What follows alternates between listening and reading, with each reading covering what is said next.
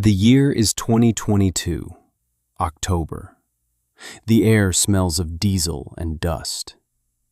Sarah stands in the cavernous quiet of the machine shed. 6 years. It has been 6 years since her father-in-law, Jacob, died. 6 years since his son, her husband Michael, took over the farm.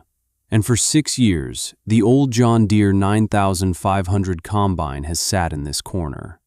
A monument of faded green steel, too old to be efficient, too sentimental to sell. Today, it has to move. A new grain bin is going in. She runs a hand along the dusty flank of the machine.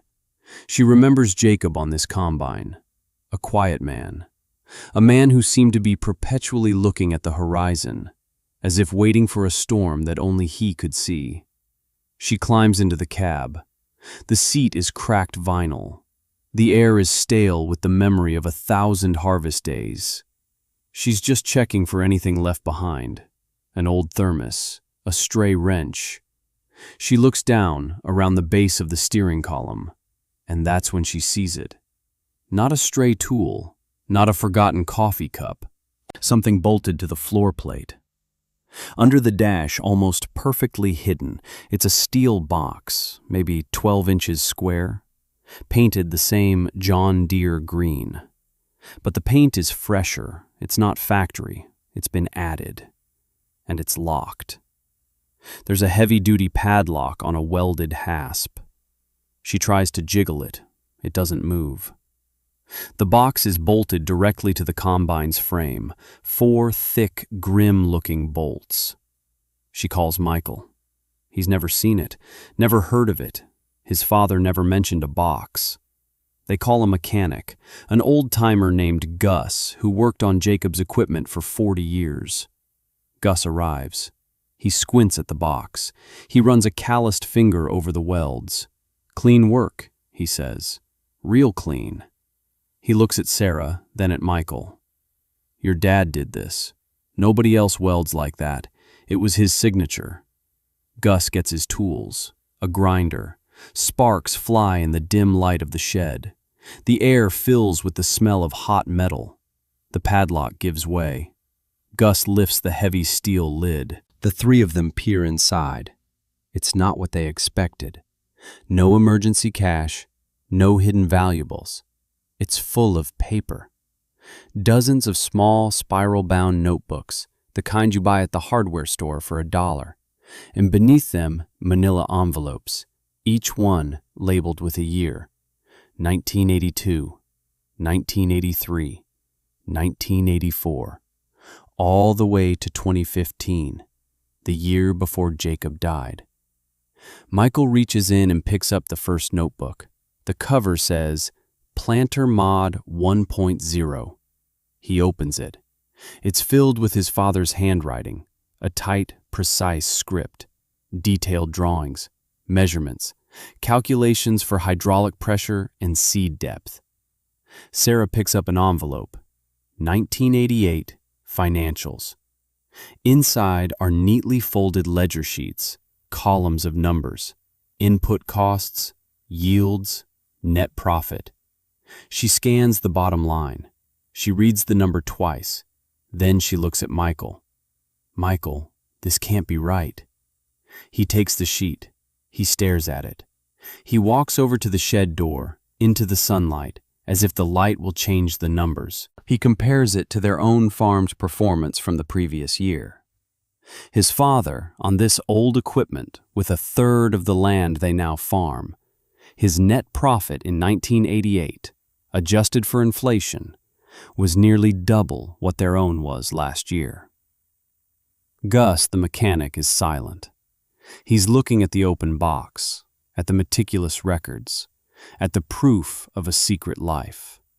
A life of quiet, relentless, unacknowledged success. The room is filled with the sound of their own breathing, and the impossible truth sitting in a steel box. Because everyone in the county knew Jacob. He was a good man, a decent farmer, but they all thought he was just getting by, just scraping through. The man who couldn't get a loan, the man who was told he would fail. And in that silence, a story began to unfold. A story that started 44 years earlier, in a small bank office, with a kind man, a man who was only trying to help. This channel is for stories just like this one, the stories that are hidden in plain sight, in the dirt, in the steel, in the quiet refusal to accept the limits other people set for you. These are the histories that don't make the headlines, but they build the world. If you believe these are the stories that matter, subscribe to this channel. Join us, because this story is about a promise made in a workshop and proven over 40 years of harvests. Let me tell you about Jacob. It was March of 1978. The ground was still frozen, but the air held the promise of a thaw. Jacob was 24 years old. His father had died that winter, a heart attack while mending a fence. Sudden, silent. Jacob inherited the farm, 240 acres, a John Deere 4020 tractor that was already 15 years old, a 6-row planter, and a mountain of conventional wisdom. The wisdom said you plowed the soil black every fall. You planted fence row to fence row with corn. You borrowed heavily for seed and fertilizer in the spring, and you prayed for rain in the summer and for a good price in the fall.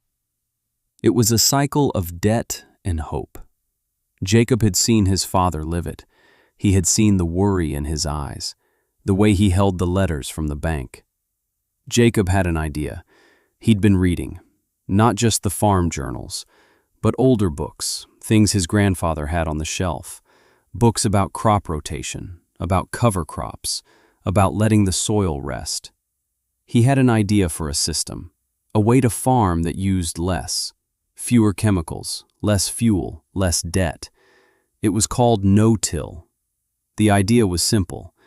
You didn't plow the field. You left the residue from last year's crop on the surface. It acted as a mulch. It held moisture. It prevented erosion. It built up the soil.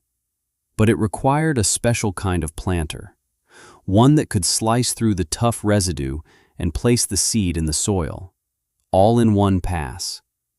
There was a company, Allis-Chalmers. They made a planter called the no-till. It was expensive, $7,000, money Jacob did not have. So he did what his father had always done. He went to the bank, the Farmers Trust and Savings Bank on Main Street. He had an appointment with the bank president, Mr. Frank Henderson. Frank Henderson was not just a banker. He was a fixture in the community. He was the deacon at the Methodist Church. He sponsored the Little League team, the team Jacob had played on. Frank had known Jacob's father for 30 years. He had carried the casket at his funeral. He was a good man, a decent man, a man everyone trusted. Jacob sat in the chair across from Frank's big oak desk. The chair was leather. It squeaked when he moved. He laid out his plan. He talked about soil health, about reducing input costs. He showed Frank the brochure for the Allis-Chalmers planter.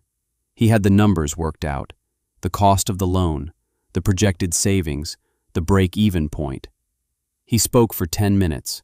Frank Henderson listened patiently. He steepled his fingers.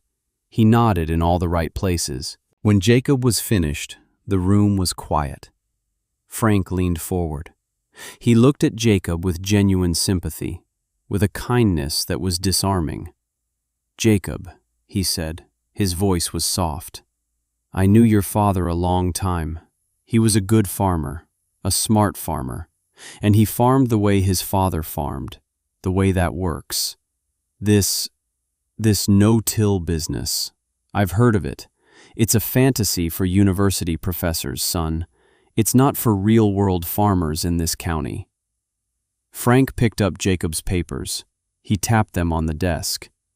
"You're talking about yields dropping, maybe 10–15% in the first few years. You can't afford that. Nobody can. And what if we have a wet spring? That trash on the field will never dry out. You'll get a late start. Your crop won't mature. It's a gamble, a huge gamble." Jacob started to speak. But the savings on fuel. Frank held up a hand, gently. Son, listen to me. I've been doing this for 35 years. I've seen every new idea come and go, and I've seen good men, good families, lose everything chasing them. Your father left you this farm, free and clear. That's a gift, a rare gift. My job, my responsibility, is to help you keep it, not to help you risk it. He slid Jacob's papers back across the desk. I'm sorry, Jacob. I can't approve this loan. I'm not going to be the man who signs the paper that loses you your family's land. I just can't do it. And in his eyes, Jacob saw no malice, no contempt. He saw certainty, the absolute, unshakable certainty of a man who believes he is doing the right thing, the certainty of a man protecting a young man from his own foolishness. It was a kindness that felt like a cage. Anger, you can fight. Hostility, you can brace against. But this gentle, paternalistic refusal, it was suffocating. It left no room for argument. It was a closed door, locked with good intentions. Jacob stood up. He didn't argue. He didn't plead. He just nodded. Thank you for your time, Mr. Henderson. He walked out of the bank, into the cold March air. He felt something he couldn't quite name. It wasn't defeat. It was a cold, hard clarity. He now knew. He was on his own. And the loneliest fight in the world is proving someone wrong who thinks they are being kind. Jacob drove home. The truck rattled on the gravel road. He didn't turn on the radio. He just listened to the sound of the engine. He pulled into the yard of the small farmhouse. His wife, Maria, was on the porch. She had been waiting. She saw his face as he got out of the truck. She didn't have to ask. She knew. He walked up the steps. He sat down beside her on the porch swing. He told her what Frank Henderson had said. He repeated the words. I'm not going to be the man who loses you your family's land. He stared out at the brown, sleeping fields, the fields his father had worked, and his grandfather before him. The swing creaked back and forth, the only sound for a long time. Maria put her hand on his. Her hand was warm, strong. She didn't say, I'm sorry. She didn't say, what will we do now? She just looked at him. Her eyes were clear, and in them there was no doubt, only belief, absolute and unconditional. Then we do it ourselves, she said. It was not a question, it was a statement, a declaration. He looked at her. He saw the future in her face. He said, I can't afford the planter, Maria. She squeezed his hand. Then you'll build one. It was that simple, that profound, a pivot point in a life, a moment when the path diverges. Have you ever been told you couldn't do something? Not by an enemy, but by a friend, by someone who you trusted, someone who genuinely thought they were protecting you from failure. And in that moment, did you feel that unique kind of loneliness? The kind that comes from having a vision no one else can see? Tell us about it in the comments below. Because what you do in the moment after that refusal, that defines everything. For Jacob, the moment of definition happened in his workshop. The workshop was a small, cluttered building behind the house. It smelled of oil and old wood. It was his father's sanctuary. Now, it was Jacob's laboratory. He couldn't buy the Alice Chalmers planter, so he would have to make his own. He had the John Deere 7000, a good, reliable, conventional planter. But it was designed for clean, tilled soil. It would choke on the thick residue of a no-till field. He needed to modify it. He needed to turn a plow horse into a racehorse. He started with the frame. The 7000 was heavy, But he needed it to be heavier. He needed more down pressure, to force the cutting discs through the trash. He found old railroad iron at the scrapyard. He cut it to length. He hoisted it onto the planter's main toolbar. He spent a week drilling holes, bolting the iron on, doubling the weight of the machine. Next, the row units, the part that actually cuts the soil and drops the seed. He needed a coulter, a sharp, fluted disc out front to slice a path. He couldn't afford new ones, so he bought used ones from a neighbor's broken disc chisel. He had to fabricate the mounts himself. This is where the welding began. He'd never been a great welder. His father had taught him the basics. But this was different. This was precision work. His first welds were ugly. They looked like chewed gum. He ground them off and started again and again. He spent hours practicing on scrap metal, learning the sound of the arc, the smell of the molten steel, the way the puddle flowed. He learned that steel has a memory. It remembers heat. It remembers stress. He learned to respect it. Finally, he was ready. He fabricated the mounts for the coulters. He welded them to the front of each row unit. A clean, strong bead. A weld that would hold. His neighbors watched him. They'd drive by slowly. They'd see him in the workshop. Sparks flying late into the night. They talked at the co-op. They shook their heads. Poor Jacob. The grief must have gotten to him. Cutting up a perfectly good planter. He's going to ruin himself. Frank Henderson heard the talk. He felt a pang of sadness. He had tried to warn the boy. He had tried to save him. One afternoon, an old farmer named George Abernathy stopped by. George was in his 70s. He farmed the section next to Jacob's. He'd known Jacob's grandfather. He walked into the workshop. He didn't say a word. He just watched Jacob work. Jacob was fitting the seed firmers, small plastic tabs that pressed the seed into the bottom of the furrow. Another modification, another piece of the puzzle. George looked at the heavy frame. He looked at the coulters. He ran a thumb over one of Jacob's welds. He grunted. It was a sound of approval. Still not talking, he walked back to his truck. He came back carrying a small, heavy cardboard box. He set it on the workbench.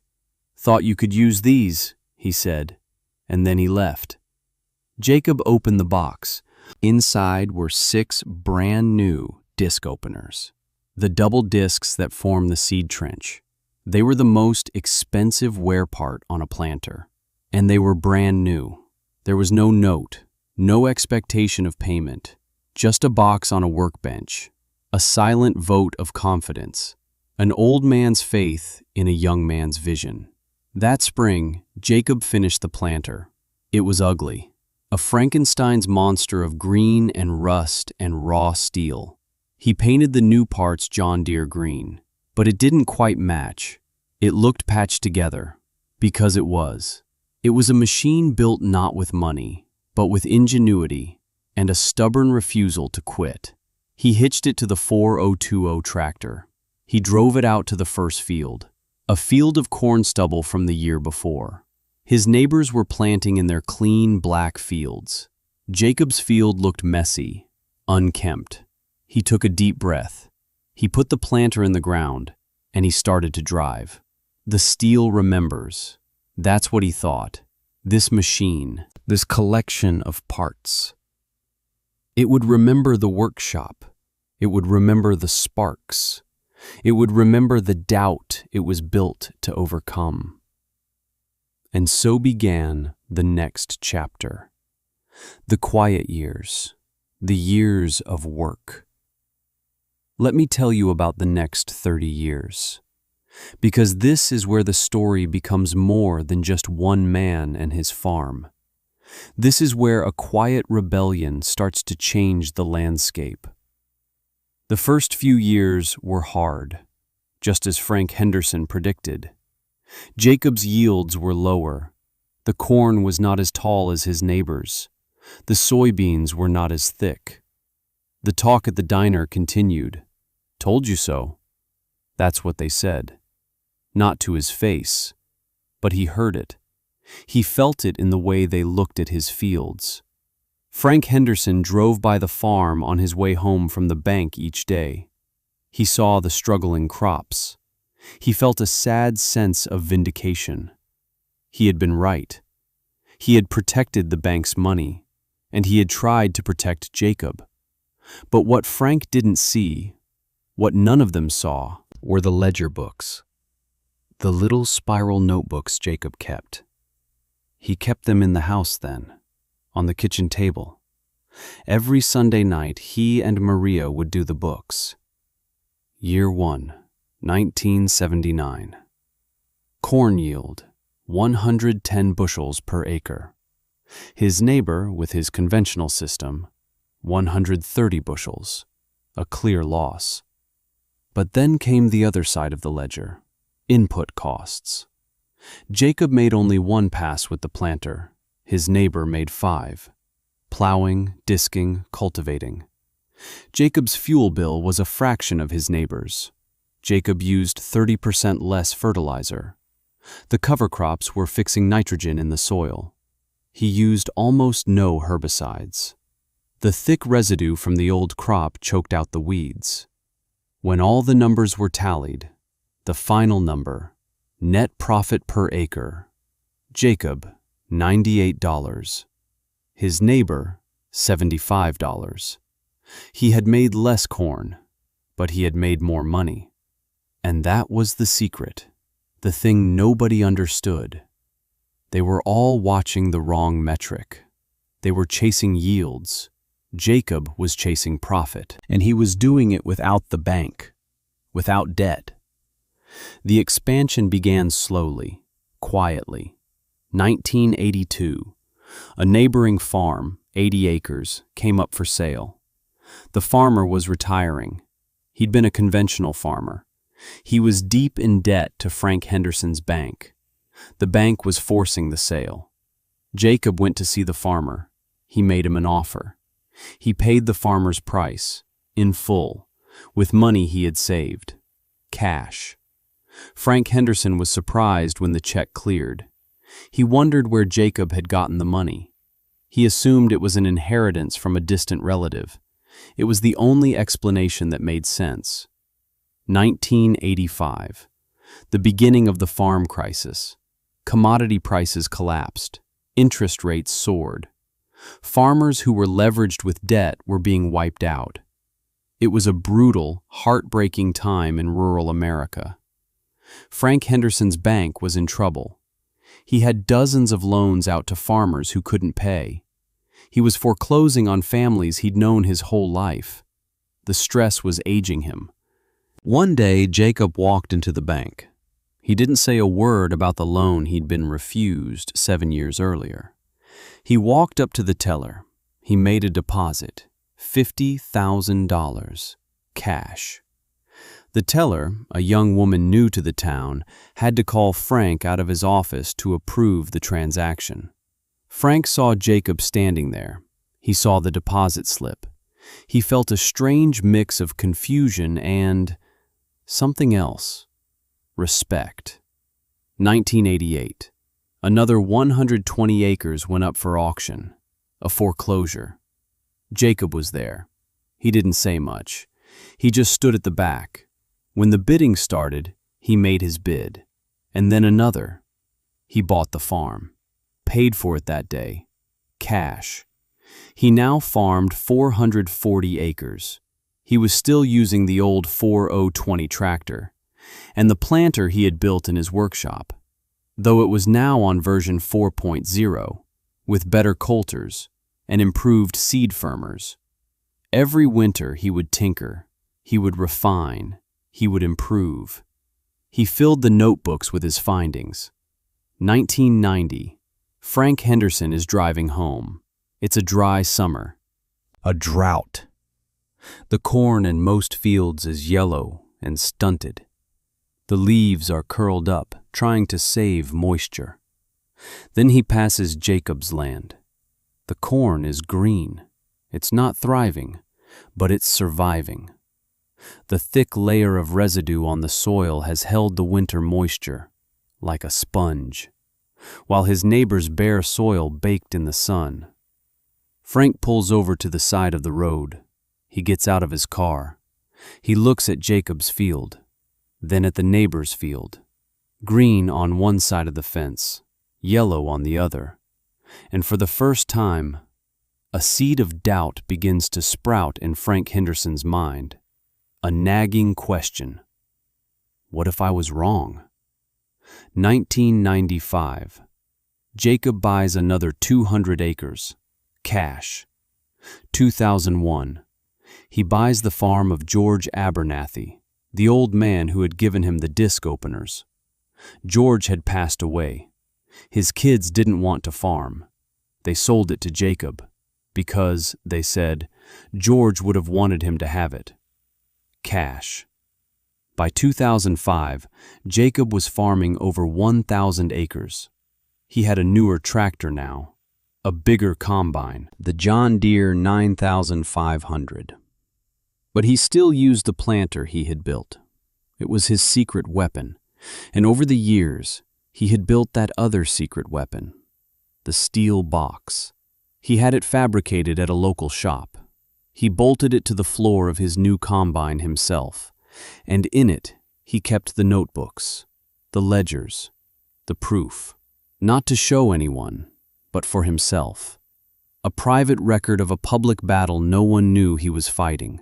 The steel box was a vault, for a fortune built not on speculation, but on soil and rain, and the stubborn belief in a better way. The steel remembers. It was a Tuesday in November of 2005. Frank Henderson was retiring. His farewell party was that Friday. He called Jacob. He asked if they could meet, not at the bank, at the diner. The same diner where the farmers gathered for coffee. The same diner where the whispers about Jacob had circulated for years. They sat in a booth by the window. Frank looked old. The years of the farm crisis had taken their toll. His hands trembled slightly as he lifted his coffee cup. They made small talk for a few minutes, the weather, the price of corn. Then Frank put his cup down. He looked directly at Jacob. There was no paternalism in his eyes anymore, just a weary honesty. "I was wrong, Jacob," he said. The words were quiet, but they landed with the weight of 27 years. "I've been watching you, all this time. I see your fields. I hear the stories. I know you've done well, very well." He paused, looking out the window. "Back then, I thought I was protecting you. I really believed it. I thought your idea was foolish, dangerous. I was so certain." He shook his head slowly. "Certainty is a powerful thing. It can make a man blind. I was blind. I didn't see your vision. I only saw the risk. And by trying to protect you from it, I just made it harder for you. I made you do it all alone." He looked back at Jacob, his eyes pleading for some kind of understanding, some kind of absolution. Jacob was silent for a long moment. He stirred his coffee. He watched the spoon go round and round. He had imagined this conversation 1,000 times. In his workshop. In the tractor cab. He had imagined anger. He had imagined saying, "I told you so." He had imagined triumph. But sitting here now, across from this old, tired man, he felt none of that. He just felt the quiet weight of the years, the lost time, the struggle that didn't have to be so lonely. He finally looked up from his coffee. He met Frank's eyes. His voice was not loud. It was not angry. It was devastatingly quiet. "You didn't just make it harder, Frank. You did more than that. You made me invisible." Frank flinched, as if struck. Jacob continued. "For 27 years, people in this town looked at me, and they didn't see a farmer. They didn't see the work. They didn't see the innovation. They saw the man you told them I would be. The foolish boy. the one who was just about to fail. You didn't just deny me a loan, you denied me my standing. You denied me my name. And that is a debt that can't be repaid. The diner was quiet around them. The clatter of plates seemed to fade away. Frank Henderson didn't say another word. He just sat there, in the ruins of his own certainty. Jacob put a few dollars on the table for the coffee. He stood up. "I hope you have a good retirement, Frank." And he walked out. He didn't look back. There was no victory in it, only a profound and aching sadness.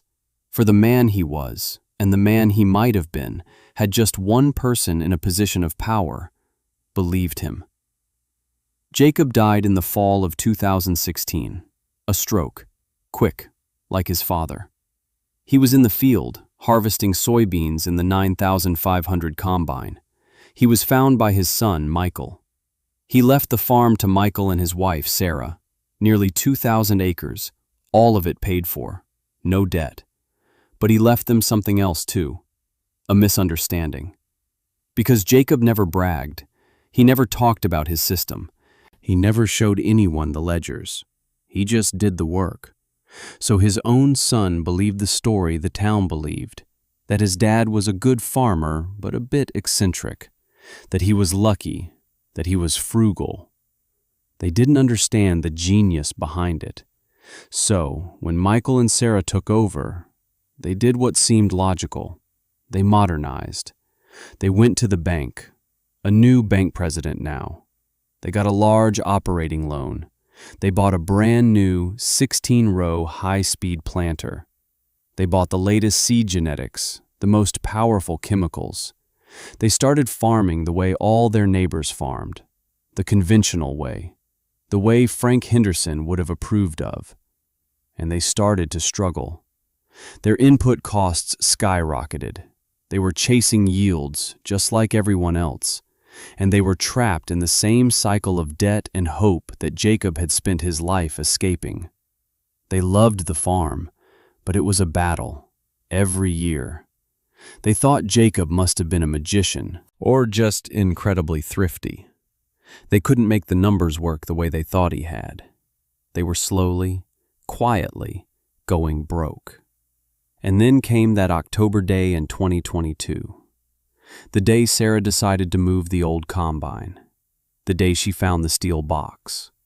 The day the truth finally came out. In the machine shed, Sarah, Michael, and Gus the mechanic stood over the box. Michael was holding the ledger from 1988. Sarah was reading a notebook titled Soil Health Rotation, 10-Year Plan. It was all there, the whole system. Decades of research, trial and error, meticulous data. It wasn't magic, it was science, it was discipline. It was a philosophy of farming written in dirt and diesel. At the bottom of the box was one last envelope. Inside, there were letters. From John Deere, from Case IH, from AGCO, dated from the late 1990s. Offers to buy the patent for his planter modifications. On each one, Jacob had written a single word in red ink. No. And beneath the letters, a single photograph. A picture of a younger Jacob and Maria, standing in front of the ugly, patched-together planter. They were smiling. On the back, in Maria's handwriting, it said, "The year we bought our freedom, 1979. Michael sat down on an overturned bucket. He put his head in his hands. He had misunderstood everything. He had been trying to fix something that was never broken. He had abandoned a winning system for a losing one. Sarah put her hand on his shoulder. She held up the last notebook, the one from 2015, the last entry Jacob ever made. On the final page, it wasn't a number, it was a note, addressed to him, to Michael. It said, "The bank doesn't own the dirt, you do. Never let them tell you otherwise. The steel remembers." That winter, Michael and Sarah made a decision. They sold the new, expensive equipment. They paid off the bank. They pulled the old John Deere 7000 planter out of the weeds behind the shed, the one Jacob had built. It was rusted, but the frame was sound. The welds were still strong. They spent the winter rebuilding it, using Jacob's notebooks as their guide. The next spring, they planted their crops Jacob's way. The neighbors watched. They shook their heads, just like they had with his father. History repeating itself. But Sarah and Michael didn't care. They had the notebooks. They had the proof. They had the faith that Jacob had earned for them. And that's not the end of the story. Because a legacy is not what you leave behind. It's what you set in motion. 2 years later, the farm was more profitable than ever. Sarah and Michael took the profits, and they started a foundation, the Jacob's Way Foundation. Its mission was simple: to fund the farmers that the banks wouldn't, to give interest-free loans for unconventional ideas, for projects based on soil health, on sustainability, on independence. The first grant was for $7,000, the same amount Jacob had been denied. It went to a young woman in a neighboring county. She wanted to build a mobile chicken coop to follow her cattle herd, a regenerative system. The bank had laughed at her.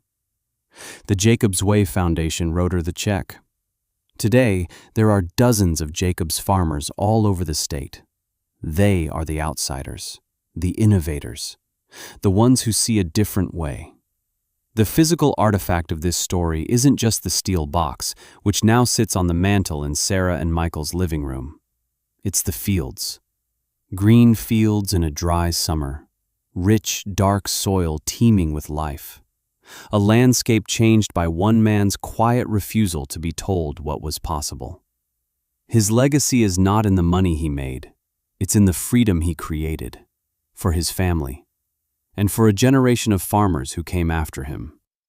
Right now, somewhere in the world, someone is sitting in an office, across a big desk from a person with kind eyes.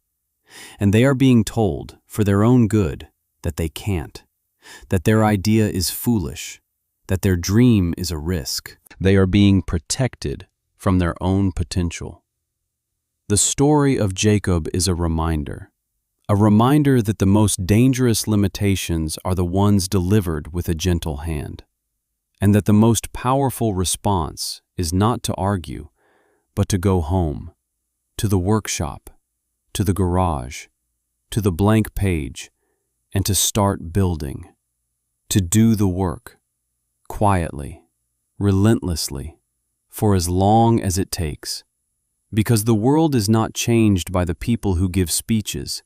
It is changed by the people who do the work, in silence, until the proof is undeniable. The steel remembers, the dirt remembers, and the world eventually catches up. If this story means something to you, if you've ever felt the sting of a well-intentioned no, share it with someone who needs to hear it, someone who is in their own workshop right now, building their own planter. Remind them that they are not alone, and remind them that the only permission they ever really need is their own. Subscribe for more stories of the quiet ones, the ones who change the world, 1 acre at a time.